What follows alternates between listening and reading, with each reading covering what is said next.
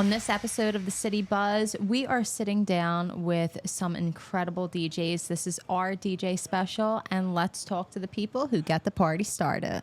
So right now we have Kurteousy here. Hello. Hi, Felicia. Thank you so much for having me. I appreciate it. Of course. This is going to be a really fun episode. I wanted to just speak about how you pretty much got your start in DJing. So DJing for me was very interesting. I don't think it actually started out as DJing. For me, it was just hoarding music. I know that's probably a very interesting way of thinking of it. Now, today we have like Spotify, Apple Music, like easy ways to stream it. Previously, and still today, you had to download music. Absolutely. So I would just hoard people's music, like anybody that was popular. It didn't matter if it was A side, B side, whatever it might be. LimeWire? Yeah, all of that. And, I ruined probably God knows how many computers trying to get through all of that. However, just kind of doing that, ringtones, anything that was affiliated with music when I was in high school was kind of my forte. It wasn't until I was leaving, like last year of high school, that people were like, you should probably DJ. I was filling up iPods, doing ringtones. Like, it was just like, it was kind of on that path, if that makes sense. Absolutely. YouTube just happened to become a thing, starting to meet different people. I was like, I need to go out to nightclubs and meet people. And that's kind of how everything fell in. DJed my own 19th birthday party. And then from that birthday party, I had somebody who was way too old to be in my venue. And they were like, you should come DJ at this local bar. And that happened to be, it was Nichols at this time. Right on 2nd Street. Yeah. So that was your first spot that you ever DJed? Yeah, and it was like, I did it for like maybe 2 or 3 months. I was getting paid next to nothing. And then that's where it kind of started to steamroll into like, hey, how do I get booked more often? How do I find people? And then I got booked through a private events like DJ company who I don't think any longer exists. But as time grew on, I was starting to do more private events. I started using the local talent like around here to meet new different people. And then I think it just started to steamroll kind of from that. And that's when I got hired at the Spirit of Philadelphia at the time. Oh my God, I remember you doing that. Yeah, okay. and then it became more regular. So I think the toughest thing for me to get started was just to do it weekend regularly. And then about a year or two in, I gained enough traction to where I was working somewhat every weekend. I think the biggest thing or the hardest part was like trying to meet new people in the industry that did not know who I was. And then as that kind of going, I would say from when I started in 2009-10, it didn't become like a regular thing where I was working every weekend until about 2015. So 4 or 5 years kind of in. And then we kind of connected through, a couple of different things. Mm-hmm. By like 2018, it was already, pretty established at that point. And then throughout, the last couple of years, going through COVID was really tough because there were no nightclubs, no venues, no parties. Everybody was streaming everything, which was kind of cool. But at the time, if you remember, like it wasn't really a vibe. Like everybody was going through their own struggles or whatever it might have been. So I think through that year, we were going through a real process of like, hey, is this still going to be a thing or whatever it might be? Luckily, we came out on the other side, and I dropped everything that I didn't want to do anymore, if that makes sense. And I was like, I'm going to go more towards everything and the music that I want to play. And I got lucky, struck a couple of different places that really took a liking to me. Barstool, Wicked Wolf, a couple of the other nightclubs that I wanted to play in the city. And I just got lucky, mixed also with, time and effort and energy and just working regularly, if that makes sense. You work very hard. Thank you. I appreciate that. You work very hard. Thank you. Try my hardest. And having a family doesn't make it any easier, you know what I mean? With doing kind of having a double life in that matter. How is juggling that? Like, I know you have a wife, you have 2 children. That's very hard. I would certainly say that you're going to schedule things, whereas most people would probably just spend time with their family when they're not working. We'll just schedule times to be like, hey, we're all hanging out together on this day from time to time. I would certainly say it's definitely more doable than most people think. It is tough because you're kind of working like what people would consider third shift. But if done properly, I think you can definitely have both lives. I think it's difficult because most people don't know how to balance both of them, if that makes sense. I would really love to see more people. I think a lot of people just disassociate the idea of even having a family if you do something like this. Whereas I think we're starting to begin to see the generation just prior to me are beginning to do that, and it was welcoming enough for me to just take a chance on it. And that's kind of like where we're at. We had a second baby, God bless him. And then after that, Kate and I got engaged, and now we're just waiting for the right moment to kind of like tie the knot and where are we going to live? What are we going to do? You know what I mean? Are you going to DJ your own wedding? Yes. Exactly. So, those are kind of the questions that we're going through right now. Yeah, that's great. Like you said, about having a family and DJing, like, I'm going to be talking to my dad later on today. But I mean, he had 3 kids and he DJ'd. God bless him. The great thing is the support system that you have from Kate. You know 100%. what I mean? And she's supportive of you doing this. Not many people are. I think that is probably one of the more determining factors, who it is that you're with and their, I wouldn't say their allowance, but more or less is how much are they going to support you instead of trying to discourage, I don't think that's a word, encourage you from going away from it, if that makes sense. Where Kate has been wonderful for me. She's basically said whatever you think that you should do, which is very hard to kind of come by. It is very hard. And I see it like when you did Satin Slipper, you DJ'd for our New Year's I loved Club. every minute of it. Yeah, we had such a good time when we were doing that. Are you from Philly? South Philly. Yeah, South born and Philly, raised. okay, Yeah, from this neighborhood pretty much. That's awesome. Yeah. And we had such a great time. Yep. And she came along with you, and we all hung out together. Absolutely. And I just think it's really nice to have that backbone and that support system. Of course, yeah. You know? And it's like we said, it's really hard to come by. So thank her if she sees me on camera. Yes, thank you. for allowing me to be able to do this, but more importantly, supporting me through everything. It's difficult to do, but you can definitely do it if you find the right person. Yeah. So. And tell us about your now Smooth Entertainment Q102. How did that come about? So the radio station was that, God bless, Nugget was actually the one who I would say necessarily found me, or it was the one that was taking a liking to me.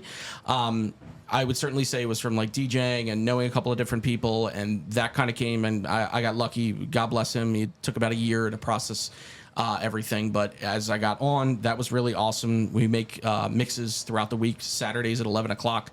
You can tune in Q102, 102.1 FM, as you probably know. It's hosted by Nico Oso, and I come on at 11 o'clock every Saturday.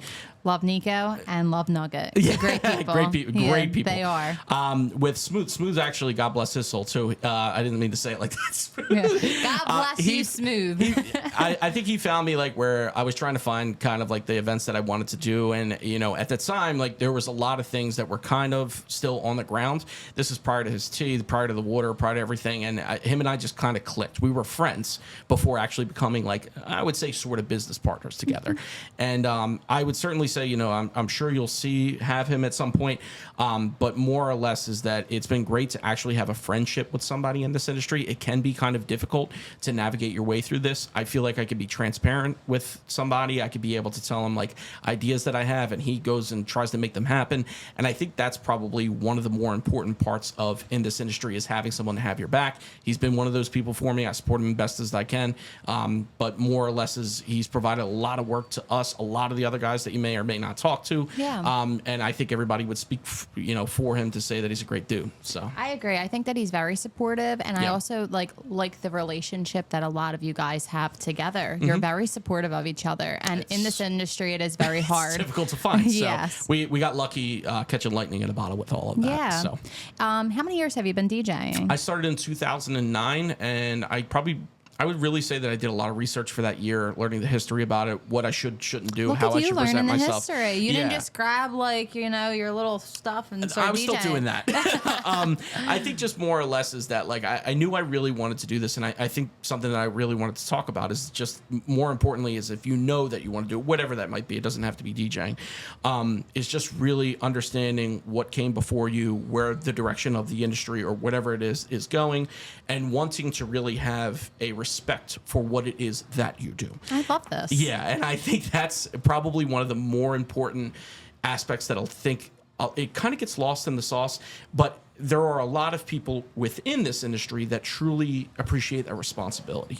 And as I go through, I'm kind of losing track of what I'm saying here, but just more or less as time goes on, you appreciate that you go and do all of that for the couple of years. Whereas I feel as if nowadays, especially because anybody can stream, anybody can podcast, everyone's taking the like, let's just run and go. And I've come, I would say really the last generation of make sure that you're doing the right thing and then present that and network. Absolutely. So I think I came from that, and I think both of them have their pros and cons, but I would say for me personally, maybe just in the era that I grew up, I'm very happy that I waited, I did my research, I played my music, I made sure that I sounded the way that I would think that I want to be projected. And then, nobody can, what they would call check you. They can't, you know what I mean? It's all about an image. Yes, exactly. So I think just more or less is presenting the best image that you can, and then kind of coming out of the gate the best way that you can with the, less ill intentions and just being transparent and being honest and genuine. I think just being you is very important within what it is that you do. It's the truth. You were so much you. It's what you see is what you get. It's a pro and a con. It's great. Yeah. biggest accomplishment from like right now? What is your biggest accomplishment? Well, I guess we could bring up the showdown now. Let's at this do point. it. Yeah, Yeah. no, I won a DJ battle, which is really awesome. They just started throwing it this past year. I think there's been a lot of different things where they want to do the next one, or if they want to do the next one. A group of 20 guys got together, local people. It wasn't huge, but I really supported the system of what it is that they did. They had a lot of great judges, and just more or less 10-minute subsection of me just playing music, and I guess they thought I did the best at the time. Yeah. And at the time, it was run by Sat1, Nicole over at JJ's, and they're really great people, and they had a lot of great people involved that legitimized what it is that they did. And I just love the fact that there was somebody who wanted to get other people competing. That doesn't really necessarily happen as much as it used to. Yes, I agree. I think that was more or less why I wanted to go and support it. I'm lucky and blessed that I won. I think there are 400 more people that probably could have absolutely annihilated me and all of that. Come on, just take the title. I appreciate that. But I competed king. I competed 3 times before ever winning. So shout out to Henry Houdini who won, as well as Crazy Kev who won the first 2. So Nice. they were great people. Yeah.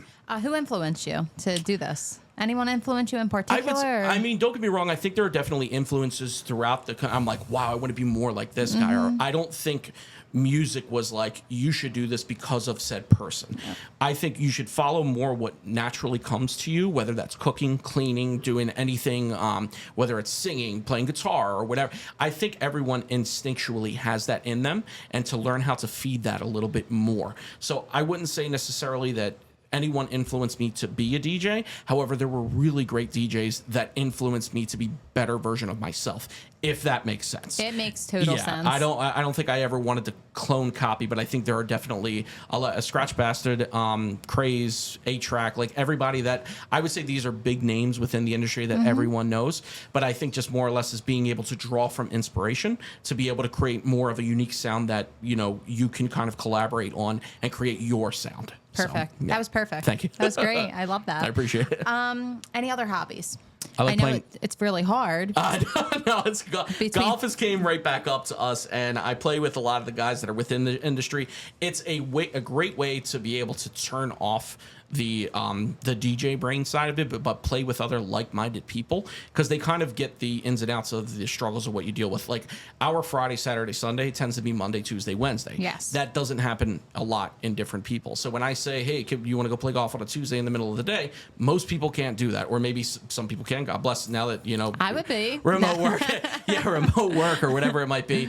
But just more or less is being able to be with like-minded people and more. And I would say that a lot of business gets done in that off time. Hey, can you cover so-and-so? This guy really likes you, or this person's interested in getting involved, or bringing the tea in, or bringing the drinks. You get what I think I'm saying. So I think just more or less is it's important to have that time off, and some of that time off, if not most of it for me specifically, is when I spend it with my kids and my fiance. We have a date night planned. Yesterday we went to the beach all day and night. You know what I mean? I think just more or less is you do need a time to be able to turn off the work production mode and just get, kind of be yourself for a moment off Love camera. it. Yeah. So we have a little game. Not really a game, I guess you could say, but like some question answers types of things. Hopefully I didn't lose it. No, you're good. Did I lose it? I better not have. That would be a problem. I didn't lose it. All right, good. All right. So DJ edition. Okay. All right. Serato or vinyl? Serato, only because of the fact that you have a lot more capability of doing what you want, but I think that you should still know how to play. Again, we're going back to the history. You should learn how to do it, but there are certain just very similar, simplicities that we can now appreciate through Serato, and that we could do that with USB sticks or whatever. If you gave me a preference of Serato, you should be able to play on both. Let's say it that way. Oh, great. Request or no request? No requests. Yep. Favorite genre to play? Definitely house music. Yeah. Love house. Yeah. Favorite DJ brand? Is that like a like a brand, like more or less like what I like to play on? Yes. Pioneer, easily. Pioneer. Biggest pet peeve while DJing? Anybody that just stays in the booth way too long, doesn't know how to overstay. Say hello, grab yourself a drink, ask me if I need anything, say goodbye, and that's about it. That's it. That's all he wants. That's all you need. Yeah. You hear that? Yeah, that's about it. That's private events, public events, whatever it might be. Whether or not like people like to say that they're gonna do, they're working like you are. No offense. If you were an accountant and I was drinking on the job and came to hang out with you, you'd be like, hey, I'm punching numbers in here. Like, you know what I'm saying? No, I get it. Anyway, yeah, respectfully. So Respectfully. Yeah. Your favorite DJ? It would probably be a lot of bigger names. I think this is really a difficult question because a lot of different people. Fred again is a great example. These people are creating music like on the fly, not like a pre-recorded song made in a studio or whatever it might be. I think Skrillex is definitely probably one of my favorite producers who's reinvented himself. Fred again being another one of them. I have a lot of great hip hop artists that I like now too. But I think just more or less is like with the Kendrick and Drake beef and all that stuff. I love that that's being revitalized. I would certainly say it's probably Fred again and Skrillex if I had to name two today. And Diplo. And Diplo. Yeah. Duh. Yeah. Great. Go-to song to get the people dancing. Actually, it's funny. I just answered this question. And I know this might not be the answer that you probably look for. I remember when I was 21 or 2, most people would be like, hey, if you had to play a song, what would it be? It would definitely be a genre. It would be 90s dancehall. I don't think a lot of people know the names of maybe some of the songs. Maybe some of them do. That would be like Who Am I, Ting-a-Ling. It feels like a lot more like of a R&B, hip-hop / like Latin. It's Caribbean kind of style. I would definitely say kind of stuff. Yeah, you ever hear Murder, She Wrote? I'm trying to think of a couple of different names, but listen, later on you make me listen to it. Yeah. I would definitely say a lot of older school DJs that used to play vinyl started to learn into Serato. That was like their recommendation, and like women just flocked the floor when you tend to 90s music. Yeah, 90s like, music in general. On. So, but yeah, 90s dancehall would definitely be my like, hey, I don't know what to play. What do you drop next? And I would definitely say like some 90s dancehall will immediately get fly to the dance floor. Yeah, that for right now. Love it. Tell people how they can follow you. Follow me on Instagram, Discord, Snapchat, whatever all at Kurteousy, KURTEOUSY. All right, and you can book you can message whatever you want. Yeah, if you want a song written, you want to do anything together, if you want to work together. Let's go. I would certainly say you probably have better off with Phil, to be honest with you, but definitely collaborations all together. If you like me, let's get together. You got him. All right, thank you so much. Thank you, Felicia. I appreciate it. Right now we are with Meat Mill, DJ Meat Mill. I need to know how you got your name. It's pretty funny how it came about. So when going on Instagram, I was thinking of a handle of what to come up with. So I'm sure, as you know, and most of South Philly knows, everyone calls me Meatball. So my first instinct was, let me see if Meatball's taken on Instagram. So I go on, type in the handle, and of course there was another DJ Meatball that came about. Don't they know that you're the original? Well, apparently there's 3 Meatballs. Apparently in South Philly. Well, you're the only Meatball I know. That's what I say to myself. But so after coming up with that, I was on and off in 2017 when I like first started DJing, but I didn't really start doing it till like 2019. But so at the time in 2017, I'm sure you remember the Eagles Super Bowl run. Yes. So at the time, Dreams and Nightmares happened to be the most popular song at the time.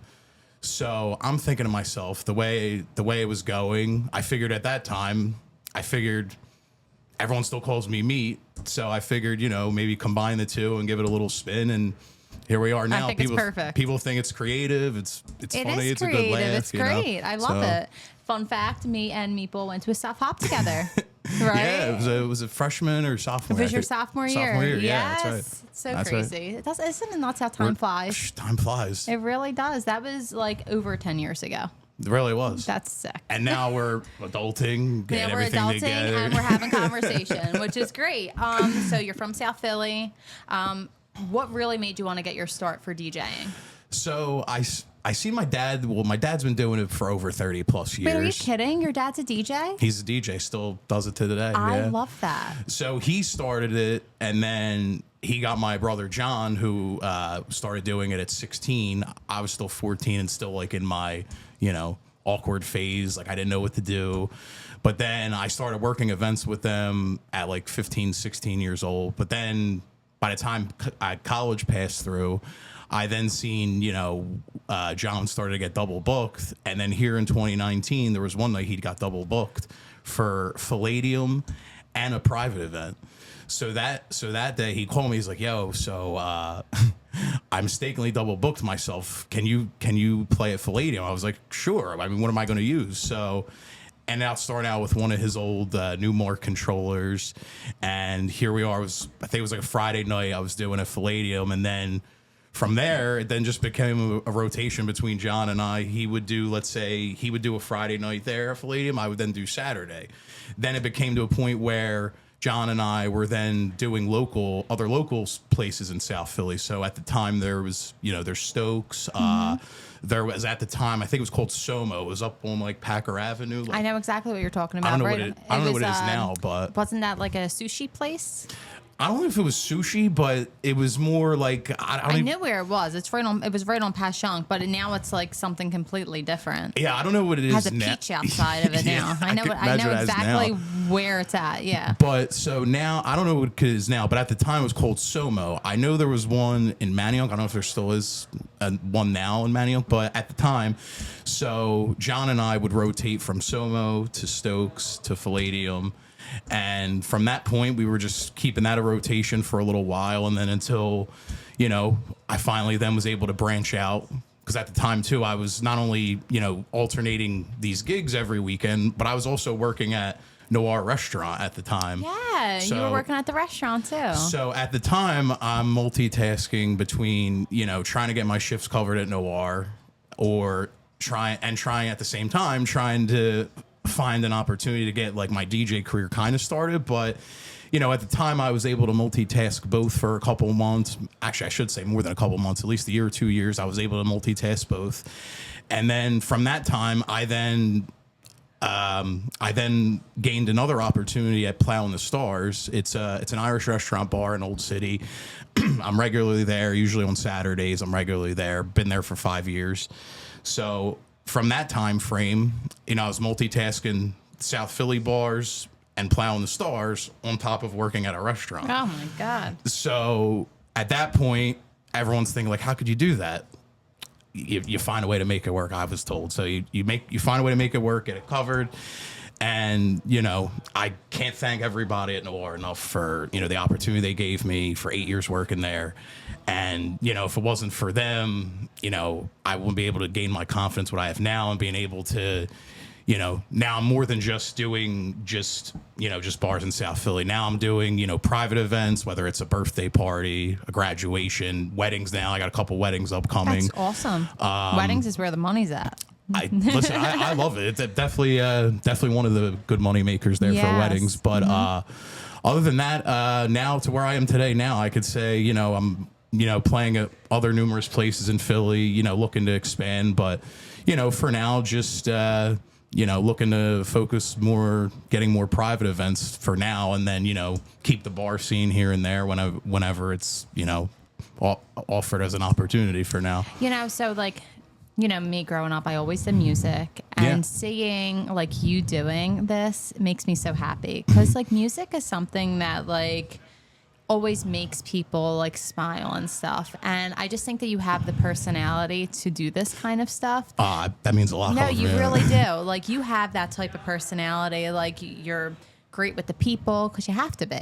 Yeah, exactly. Especially with now, I love getting people to think, especially like when they're dancing, then their mindset's like, oh, what's he going to play next? And then you have some people now as of today, they're oh my God, they're holding the phone up. The phone up. Can I tell you? Yeah. I'm not a DJ. That irks my soul. Oh, I know. It's one of the irks my soul when they hold the phone. I'll play this song. Yeah.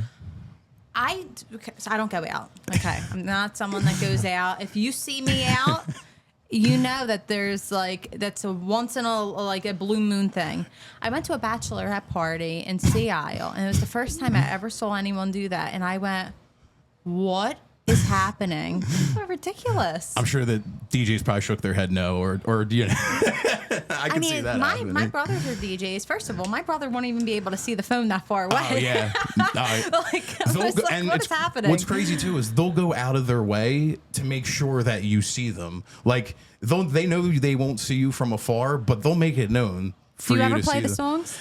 I mean, it depends if I'm playing something and I'm like, say I got high energy music going and it's a song that's like going to bring it down. You're maybe like, not at that time, but I'll find a way to work them in. It's just when I'm transitioning songs, I like to make sure. Now I'm not a perfectionist, but like when you're transitioning from one song to another, you want to make sure they kind of somewhat sound Like they're mixed. sound like a good transition. Yeah. Otherwise, you get people who are like, they tell right off the bat, oh, well, why did he play this? Mm-hmm. He had everyone go in here, and then this one song now decapitated his whole set. I am I'm a critic when it comes to DJs. My whole life. So like, say I went to like even McDaniel's, and I see a DJ just play a song, and then the next one doesn't sound mixed, it ruins my whole mood. I was gonna say some people can tell if it's properly transitioned or if it's and that's just from literally hearing 3 people playing music at the same time in my household. But like it's something where you have to practice, and over the years you had to practice. And like, how many years exactly have you been doing this? So you said like 2017, 2019, right? So I would, between 6 years, but I'm still learning today. Absolutely. Especially now, there's all these new mixers and different technology coming about. So for the people that just say, oh, it's about just press and play, like, no, it's not like that. No. With this new technology coming out, new controllers, new everything. So you have to know what you're working with. And that's what makes you a good DJ. Not just what you play, not just how you transition, but kind of like reading everything along the lines. Exactly. You have to read the crowd. Like you guys get the party started. So that's what it's all about. It's not like you're just hiring me to just renting equipment. You're hiring me to provide a fun atmosphere. And it's not only. And my perspective, it's not just, for you to rent my speakers. Our angle is, we want to build a relationship. So, yes. So you hire you again, or like you see someone at a party and they want you to be their DJ. That's what it's all about. So like, for example, like you going back to weddings, right? So say I'm DJing a wedding, and there happens to be another couple there, and they're planning their wedding, let's say for next year or 2026. And then they hear a first glimpse from that wedding. And then, then you look there. You might have another gig 2 years from now or a year from now, just from that one event. Yes, definitely. And so, like, tell us, like, what is club or party? What do you like more? As I got older now, I would say when I was back at our 20-year-old days, I would say clubby was more. But now as I get older, I think it's more of a party type now. Yeah. But again, it goes back to reading the crowd, what you're playing, what you're transitioning to. But at the end of the day, all I could say too is, you might have some people that hate what you play, but at the end of the day, you're going to recognize the people that love what you play. So at the end of the day, you're going to have some haters that hate what you do or how you promote yourself, what have you. But, you still at the same time gain a couple people in the long run. Meeple, I love that. That was perfect. That was so great. It's the truth. No matter what, you're going to have someone that might not like what you're playing, but you're making other people happy, and we're just gonna forget the other people that don't care. Yeah, know me. I've dealt with that forever, so we're all good. I love that. That was great. That might be a reel. We'll make it happen. We're making it happen. So tell us some resident spots or some gigs that you're going to be having soon at different places. So you can find me at Plow in the Stars. That's the first one. You can find me at Morgan's Pier. I rotate between the day and night. So Morgan's Pier's fun.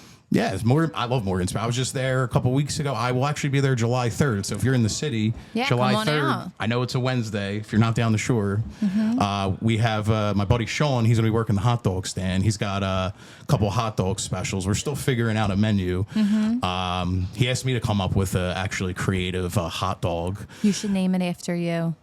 DJ Meat Mill Hot Dog. The Meat Mill Dog? The Meat Mill Dog. I think we just made it. Now you got to put your fixings on and you choose it. But yeah, so caramelized onion. No, honestly, I had thought of that.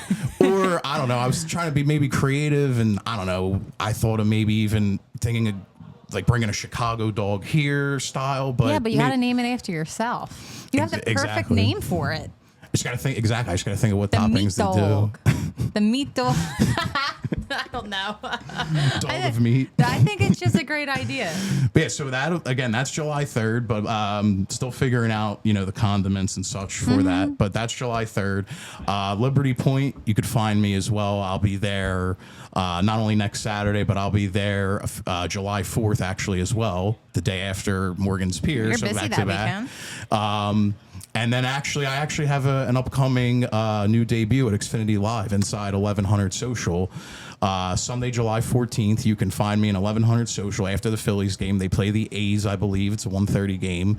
So if anybody, is looking to come party after the Phillies that day, I will be supplying the tunes, make sure everyone has a good time. That's really fun. And then I will also be there again on August 18th. That's another Sunday too. And Pink is going to be performing as well. So that one's more of a double duty for not only the Phillies, but for the Pink pregame as well. Yeah. And so got those two coming up. And you could also find me Cavs River Deck.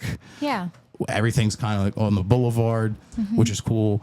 And I'm trying to think where else I really would be. But other than that, I'm really just mixing those up and doing private events as well. So, if you're planning a private party, feel free, reach out to him. DJ Meat Mill. Let's go. Biggest accomplishment at the moment, from this day, first thing that comes to your mind. I would say DJing Brian Dawkins's book reveal opening. Are you kidding? I didn't know you did that. This was, I believe, last year, if not, either last year or 2 years ago. So I was in Live Casino. They have a second floor where it's just for private events. I didn't realize until, when I was hired. So I get there, I'm setting up, and then I also find out that I'm going back to back with a live singer as well. So at the time, it was the live singer. He had brought his son too. I believe his name was Joe. Shout out to Joe. But I remember Joe had a son with him, and he was saying to me, like, is it cool if you play? I want to get my son a picture with Brian. I was like, yeah, absolutely. Like, do what you got to do. I would do the same thing. So I'm playing music for a little bit, and I'll never forget when Joe came back, he asked me, he was like, do you want to get a picture? I said, sure, why not? So at the time, I had a black polo, but I had a Randall Cunningham jersey over it. So I was showing I'm here for business, but at the same time, I'm a Philly sports fan as well. So met Brian, great guy. Still have yet to read his book, but it's all right. You got to get on that. But no, he's a great person, very inspirational to the city.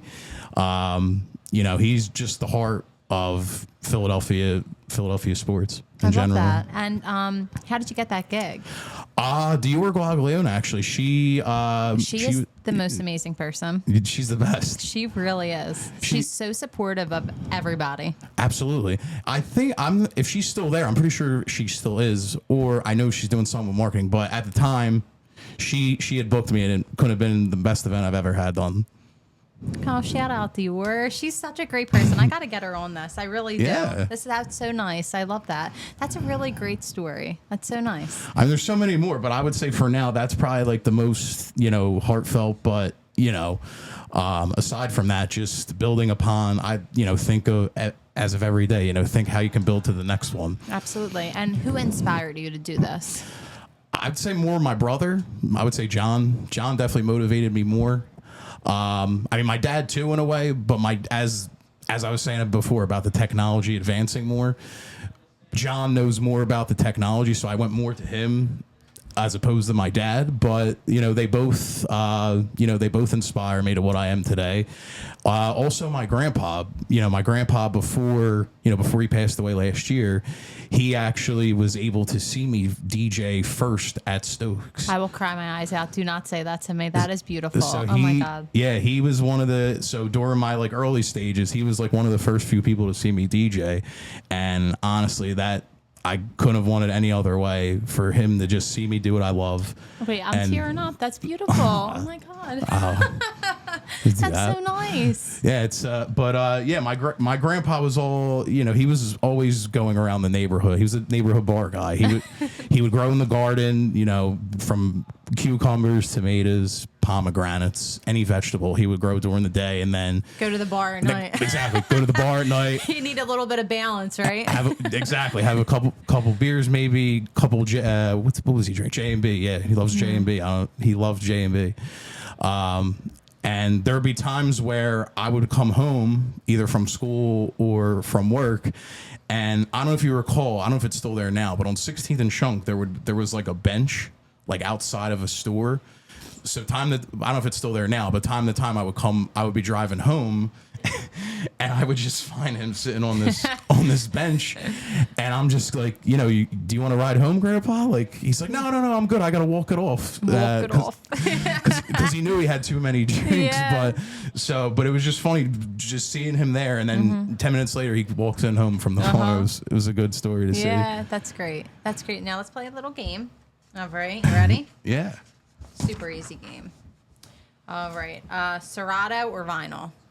Serato.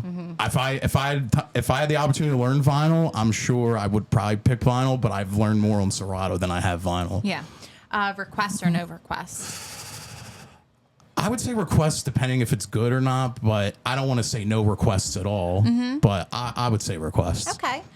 Favorite genre to play? I would say like EDM with a little bit of like freestyle. Nice. That's a good mix.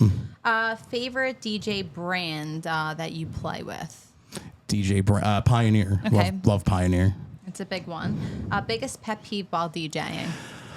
Is it the phones?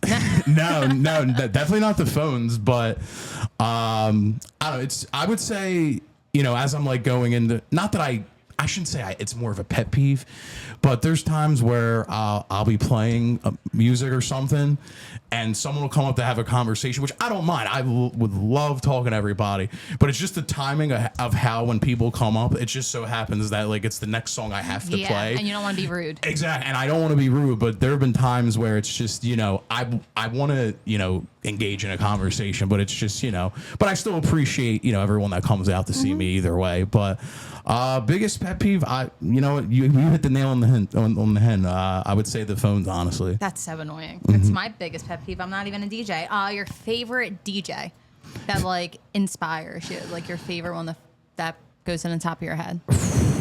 That's a tough one. So I remember at the time I loved Steve Aoki, not only because his music, but because his gimmick with when I went to see him a couple of times, his gimmick was he would throw cake at people. Are you kidding? So yeah, like literally during his set, like he had a big cake. Don't know where he got it from, but he would just throw cakes at the crowd. So you need to do gimmicks because I love this. He's giving me ideas. I just got to think. Maybe I get raining meatballs like Cloudy and Chance of Meatballs. That's great. Let's do it. I'll make the meatballs for you. I don't care. I'm with that. Your go-to song to get the people dancing. Ooh, good go-to. There's too many to even really name, but at the same time, I guess you can't go wrong with Charlie XCS. I love it, and Kona Pop. Let's do it. That's great. People screaming, people are jumping. I guess you can never go wrong with a Kona Pop and Charlie XCS. No, that's the truth. Tell everyone how they can find you. So you can find me on Instagram at DJ Meat Mill, or if you want to name directory search, my name is Mike DePiero for those that want to know my actual name instead of Meatball. He is giving his Meatball. legal identity. But yeah, so Facebook, you can find me as well. And that's pretty much it right now. I'm in the process of getting a website recreation. So once I get the website updated, I will have that link in my bio on Instagram and Facebook as well. Perfect. Hire you for parties, weddings, a bar, all the above. Bar mitzvah, anything. Bar mitzvah. They're crazy. They are crazy. I was, I actually had one a couple of months ago. I never had thought that, I would have never seen kids party like they do for bar mitzvahs. I remember just at the time I was playing like songs from Fortnite at the time because easy dance songs for the kids, and then it led to people taking their shirts off. What? I never thought this goes. I'm thinking to myself, does this really go on at bar mitzvahs? 0 to 100. But I mean, I'll tell you what, it was bar mitzvahs can be fun too. Yeah. Well, thank you so much for talking to me. I appreciate it. I'm really proud of you. Thanks for having me. It's an honor. Listen, when I was looking through my DJ catalog, I'm like, I'm going to ask Meatball. DJ Meat Mill. Well, we'll see. And then now you just come to one of the events upcoming, and then when I finally go out to a bar. We'll see. Thank you. Thank you. Right now we are with DJ Louie C. used to be little Louie C. Me and you have known each other for a very, very long time. Too long. Yeah, it's too long. Hey, tell us how you got involved in, let's start from the beginning, the music business, and how it led into DJing.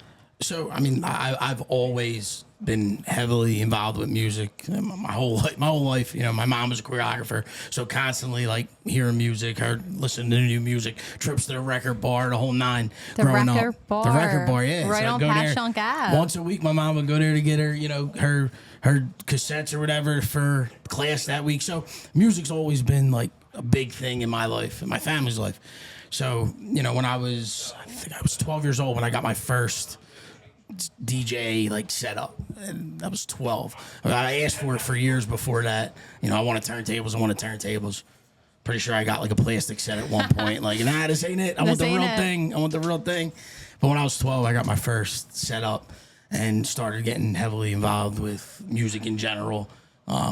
You know, and that kind of started with DJing and then led into the rapping and the producing and that kind of stuff as a 12-year-old. As a 12-year-old. No, I'm not kidding. Me and you, we did a lot of things when we were younger, you know, making music. Not many people were doing it at that time around here. No, I mean, it was uncharted territory, you know, in a time where you didn't really have the accessibility that you have now to go buy a mic or record it on your right. iPhone. It was a little bit different. I remember there was a DJ who lived up the street that I grew up on that I ended up buying a burner from, like a CD burner, and I hooked that into my DJ setup, and that's how I would record. I would play the instrumental on one track and record with the mic over, like through the DJ stuff. Are you kidding? Initial, yeah.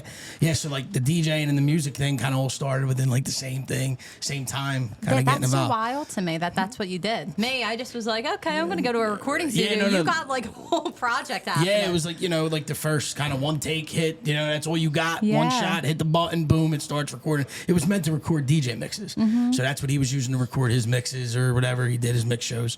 And that's how I kind of got started and got into it until, you know, technology kind of got to where it is. That it evolved. And then you had your own little recording studio at some point. Yeah. Once I got a little bit older, you know, I had the studio in the bedroom, then the studio in, you know, above my dad's karate school. So yeah, I mean, it's been a journey. Ride. It's been a journey. It's been a ride, and now here we are. That's you have it. Liberty One Entertainment. You were a DJ. How did DJing start for you, though? With like, who inspired you?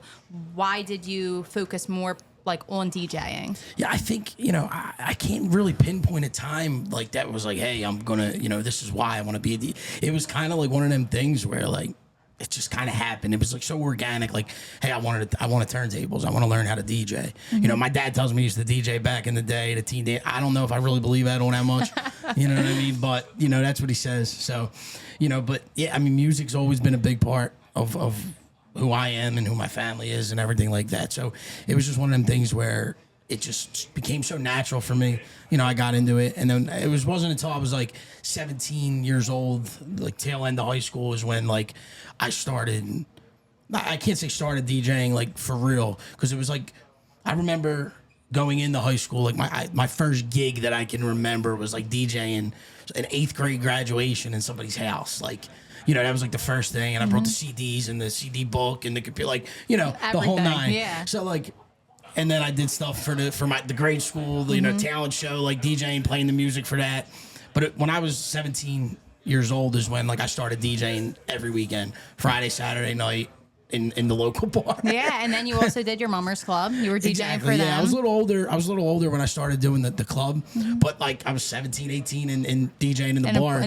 Junior in high school. You're not 21 yet, but I'm going to DJ in the bar. You know, I'm not drinking, but I can DJ. Yeah, you're working. That's it. You know, I like a core memory of mine is, you know, being in, you know, the club, and like me and you were behind like the DJ booth with like my brother Frankie. I think I have a picture actually that we're going to put in this. That was when what was that? The year you were a Viking, yeah, right? 2009. Yeah. My one and only year. That's it, one and done.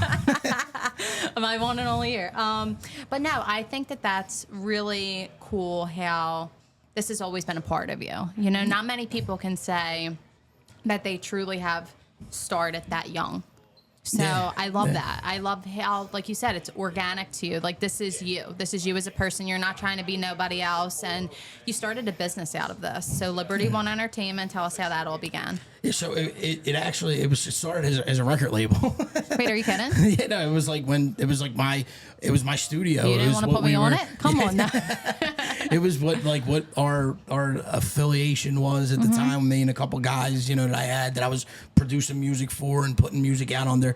It kind of started as that, and then me and Zach Marker, Zine, when Zach used to DJ, like we kind of got together, like, hey man, like we got a couple guys, like our friends started getting more serious with DJing, and we're like, yo, like we got a bunch of us that want to kind of start doing this for real. So like let's kind of get in on this and like start trying to make something of it. So a couple of us got together. We started throwing a couple parties and stuff like that. And Liberty One Entertainment Group kind of formed that way, and we started pushing it more towards the private parties and stuff along those lines. And it was just kind of a group of friends at that point. Once Zach got more into the business that he's in now, is when I kind of started really pushing it even further. As all right, this is Your our thing. brand. Yeah, this your is our brand. brand. This is what we're gonna do. This is how we're gonna push it. We're gonna gear towards the weddings, the private events, and kind of roll with it that way. Now, you also do, like, I know you have, like, a roaming photo booth that comes along with it. Like, do you guys do other services, too? Yeah, absolutely. We have the photo booth stuff, the roaming booth, the sparklers, the monograms, typical wedding stuff, everything we need, audio guest book, Oh, that's cool. I didn't know you had that, too. Yeah, the that's typical, awesome. like, wedding package stuff we do. Just try to stay With the with the times curve, and- what yeah, everybody's yeah. doing, and this way we can be a one-stop shop if that's what people are looking for. Yeah, that's cool. I mean, your place was my DJ for my wedding. Yep. We didn't want nobody else. We wanted you guys. Your resident spots that you're at now. Tell everybody. Yeah, so right now, like my number one like resident spot, I would say is Keenan's down the shore. I'm there most of the Fridays and Sundays in the summer. You're doing a lot of jumping. I do a lot of jumping around. Yeah, with, tell with, some with of the our, spots that you- with our private parties. Yeah. A lot of jumping the weddings. I've been picking up on a lot of lately. Is what I'm like been pushing towards. But I do live casino every now and then for Near Dark. Done a couple of tradesmen's recently. Council Oak and Hard Rock, for Double Down. So I'm friends with a lot of people, and Yeah.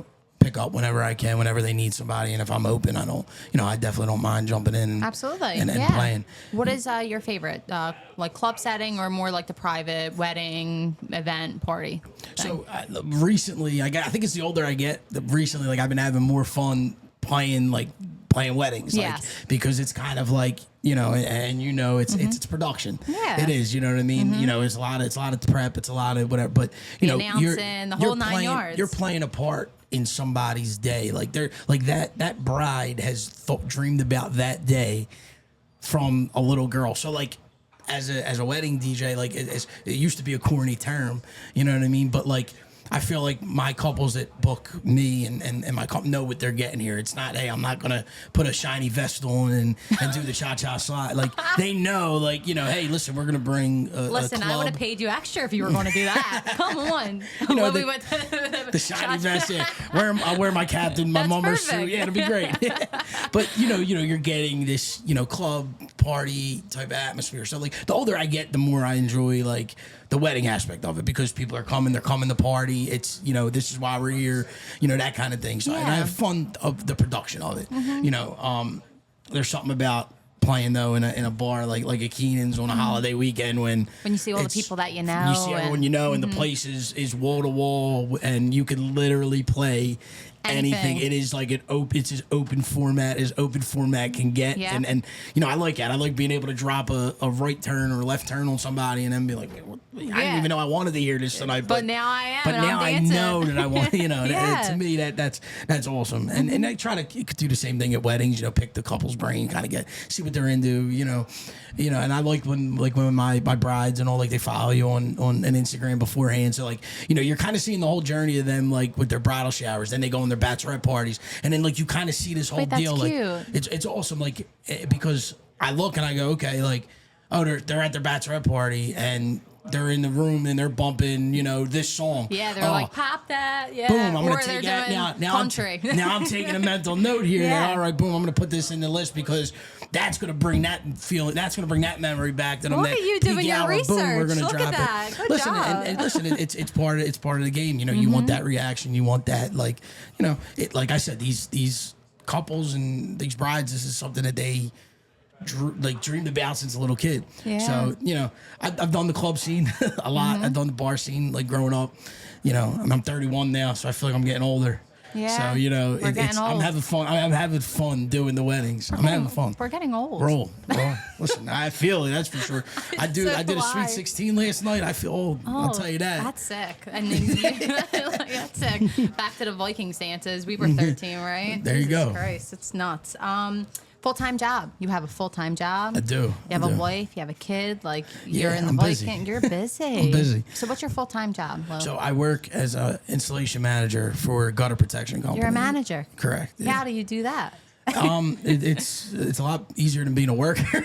That's true. So, yeah. I got a really good gig there. So it makes it very easy to manage everything I got going on, and it's a reason why it's very hard to leave. Yeah. It makes it very hard for me to go, hey, you know what, let's go full-time DJ. Yeah. Because I got a good thing going, and I'm able to juggle all that, and so to me, I it's like 2 full-time jobs now. Yeah, 2 full-time jobs plus, Allie is great. Like she supports you with everything. The best. I mean, with DJing and also being a captain of a mummers club. Yeah, that's a whole different animal. That's a whole nother animal that I don't think many people watching this are gonna understand. But yeah, I No. mean, 3 full-time jobs. 3 full-time jobs. But one we don't get paid for. No. So that one's hard to All explain. volunteer. That one's hard to explain to the wife. It's hard to explain, but when you're in it, it's Listen, more acceptable. It is. Listen, I wouldn't be able to do what I do if she wasn't, as into it as as into it and involved in it as I am.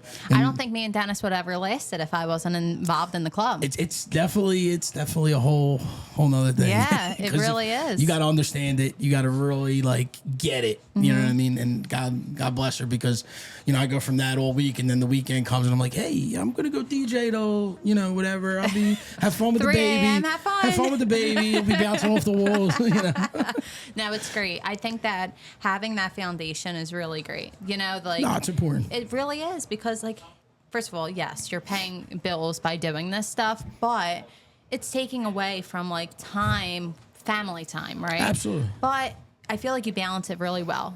I see when you're down the shore on the weekends, you guys posting pictures together, with the baby, and then at nighttime you're DJing. Yeah. So that's nice. I mean, you're probably exhausted. I try to, yeah. I mean, I definitely, it's hard DJing till 3 a.m. and then 8 in the morning, the baby's smacking me in the face to wake up. That's Yeah. fun. Mm-hmm. But I mean, yeah, I strategically plan out my schedule that way to try to, Keenan's, I do Fridays and Sundays and keep Saturdays open so that, when we're down the shore, I still have the time with the baby and I to go and do what we, do the normal shore thing. So I don't feel like, hey, I'm going down and it's strictly business. You know what I mean? I try to enjoy the summer as much as I can too. Yeah, as you should. You should. You're busy all the other times. That's it, yeah. So might as well enjoy a little piece of it, right?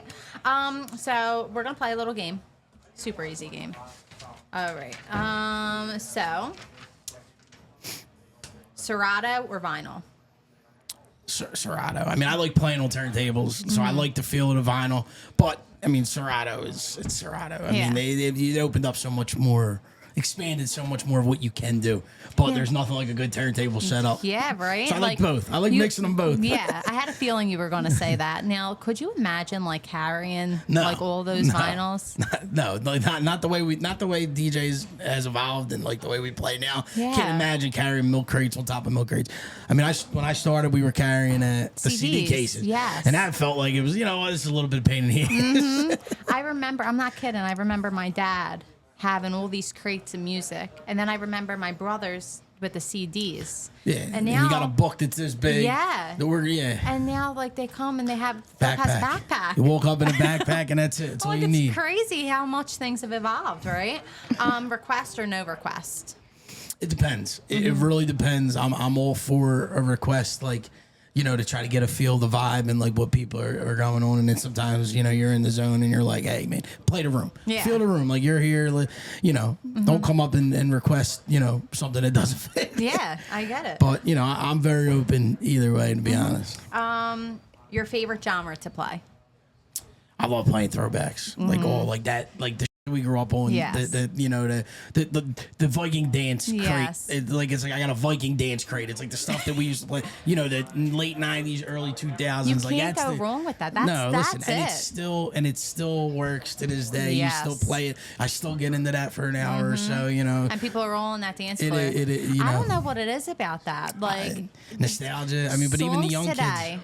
don't stick. Nah, they fizzle. Okay. They fizzle. Songs back then stay. It's crazy. Like, I wish that I like was doing music back. I wish I was like, I guess, born earlier. So I don't know what I'm trying to asking say. to be older? You wanna be older? I want to be older. Okay. But that music was it. Like it just stick. It just stuck. And For us, it makes sense because it's nostalgia. It's like I Yeah. remember walking into the Viking dance and like you just and like you know remember. you're hearing that. Yeah. Oh, it's such a great time. Favorite DJ brand that you play on? Pioneer. Okay, Yeah, go Pioneer. that's like the most It's- popular thing. I think this question that Philip did was a stupid one. Everyone's going to say the same thing. Biggest pet peeve while DJing? The phone. The phone on the forehead, man. Okay. It's annoying. Like Meatball, Meat Mill. he was telling me about it, and I remember being at a bachelorette party brutal. in Seattle, and they were doing it. And that was the first time I ever saw it. I was It's nuts. like, what you is know? this? And it's like just enjoy the night. Like don't stand in front of me like this With for, a phone. or on your head or Yeah, here. irks. So I started doing no back. I wrote it real big. I go no. I can't listen. I'm wearing glasses. I can barely see. You know what I mean? You're showing me a phone. You're 30 feet, 40 feet away from. I don't even know what that says. So I'm just gonna flash the no anyway. Just to you know, I always get a good laugh out of it. So Yeah. it's not like that, you know. It's so crazy to me. I can't get in with that. Like with the phones. I don't know. Your favorite DJ? Favorite DJ? That's a good one. I mean, I like listening, going back and listening to like the AM stuff, like from back the DJ AM stuff, like very open format, very like ahead of the time. So like, but I listen to just about everybody, everything. Kind of go through the Mixcloud, SoundCloud, and just listen because music's music, man. You know, it don't matter really who's playing it. Everybody truth. plays it differently. You're gonna get something from everybody you listen to. You know, but I really dig like the AM stuff, like just because it was so ahead of his time and kind of set the stage for everything that all of us are doing now. Yeah. That open format genre. You know, like thinking back, like it's kind of probably hard now to like remember how we were saying like Serato vinyl, right? We were talking about like the CDs and stuff, like getting all of your music and stuff, like that's probably really hard right now, don't you think? Like, what do you think? Like you got to download everything, and It's way harder to go walk into a vinyl shop and have to go buy it all. That's for That's sure. true, right? So Like, there's you got your just some pros and digging. Yeah, cons, there I is. guess. There's definitely is. I mean, I feel like it's a job in itself to go walk into a vinyl shop every week and have to dig through and hope that the record's there and hope that somebody else didn't just come in, the DJ that's playing at the club next to you didn't come in and buy it already. You know what I mean? Oh, Like, I didn't think or of that it guy that didn't just way. buy the last 5 there, so nobody other DJ on the block's playing it. like, but you need to have like your own catalog of music. Yeah, I mean, listen, I spend a lot of time on the computer, just like I know every DJ does, just looking, downloading, just because that's what separates you. It's from true. what you do. Yeah. You know what I mean? And making your own stuff when you make your own edits, that's that's like always remixes, fun. stuff like Remix that. edits, yeah. Your go-to song to get people dancing. Again, depends on the mode. I mean, listen, you can't go wrong with Lil Whitney Houston. I want to dance with somebody. It's like a never fail. You know, it depends on the crowd. You know, back that ass up works as well. You know, you drop them strings, it's gonna work. Yeah. So it really depends on one that's pretty universal. I would say is like I want to dance with somebody. Like There's a stranger in my... Listen, South Philly, yes, all day. You did That's the the song. South Philly mega mix where stranger in my house, nobody's supposed to be here. Yeah, it's not right, but it's that's okay. it. You can play all that. I'm not kidding. That'll work. When those songs come on, I'm a whole Listen, different I person. don't see many DJs that don't play I'm them like, three in nobody's some supposed ways. to Nah, they're it. They're That's the it, song. you know what I mean? Now tell everybody how they can find your stuff, like how they can book you, Liberty One Entertainment, the whole Yeah, nine absolutely. yards. for bookings, you can go right through liberty1ent.com. All the information's there for booking me and any of the guys, and all the information of everything we do. To find me, DJ_Louie Castelli on Instagram. And I think it's like that on everything else as well. You go on, follow, mixes, the whole thing on SoundCloud, Mixcloud, all that good stuff. So. All right, thank you so much, Lou. I No appreciate problem. it. I had fun talking to you like always, right? Throwing it back for us. I love it. Thank you so much. No problem. Thank you. Thanks. Thank you so much for tuning in to this episode. It was just such an incredible time speaking to every single one of the DJs, some that might have just started to some that were DJs for 35, 40 years. Seeing how much, disc jockeying has evolved is on another level. So I just want to thank you once again for watching, for going on our social media platforms.